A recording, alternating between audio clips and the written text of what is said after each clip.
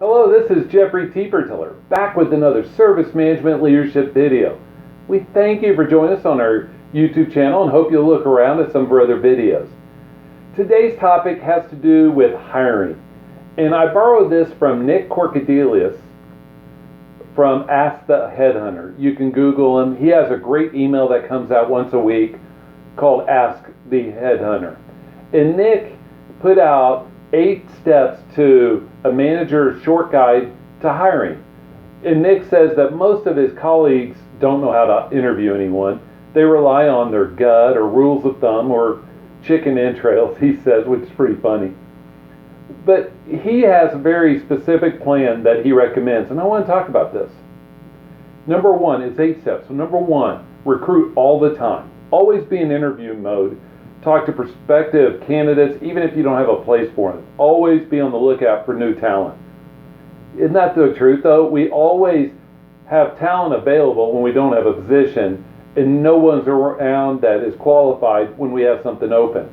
So he's suggesting we are always fostering those relationships so we have accessible talent when we need them. Number two, don't hire by consensus. Do not allow your team to vote on candidates. I 100% agree with this. Do we really want those who work for us to hire somebody that's best fit for us? No. The hiring manager does the hiring, Nick says, and I agree. People are tribal and will pick people like themselves, and they don't have the team where everyone is different. Tony Robbins talks about this often. He says we're attracted to the people who are the most like us. So is that really what you want your team to be? No. There's a reason that you're doing the hiring and they're your team. You need to own that decision. Third, Nick says, tell HR to send you all the resumes. Don't let anyone edit your selection because they're not as qualified as you to judge the applicants. Think about this. You can go through these applications, these resumes, much quicker than an HR clerk because you know what you're looking for. The clerk is just looking for keywords that you give them. No context, they have no idea. That's a great tip. Number 4, hire the dancers. This is hysterical. Don't hire anyone for whom the job is a lateral move. That's what contractors is for. That's what Nick says. You want to hire somebody who this is an awesome job for them, not because they make $2,000 more a year. Those people will take $2,000 more from another company 18 months from now, and where are you?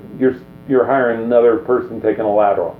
If you're looking for somebody, hire a contractor in the short term. Don't take somebody this is just an average move for them. Number 5, interview wisely. Interview only 5 or 6 candidates to prevent interview fatigue. I've been part of those where a team is interviewing 8 candidates in the morning. You're like, your mind's spinning and you can't differentiate at the end. Schedule the interviews over 3 or 4 per week, according to Nick, and make a decision within 24 hours of the final interview. I agree with this too. And 6, he asks, can they do a job? Ask them to audition for the job. I love this idea. Ask them, if you're in IT, ask them to program something. Ask them to fix something. Ask them questions that are more hands-on and less theoretical. Number 7, act responsible. Love this one as well. Write to all the candidates, even if you reject them, letting them know that you rejected them. Allow them to be part of your process. You never know when one of those candidates that you rejected because you had a better candidate now suddenly becomes your best hire that you can make. Don't write anyone off. Use wisely these thank you notes. Thank them for being a part of your process. You want to foster as many of those relationships as possible. And lastly, Nick says get better at hiring. Look at your process of hiring, review it, make improvements. Those of us in the ITSM world would call this CSI, continual service improvement. But we can always, if we are willing to take a hard introspective look, can improve on how we're doing things. And hiring's just another one of those. This is Jeffrey Tiepertiller.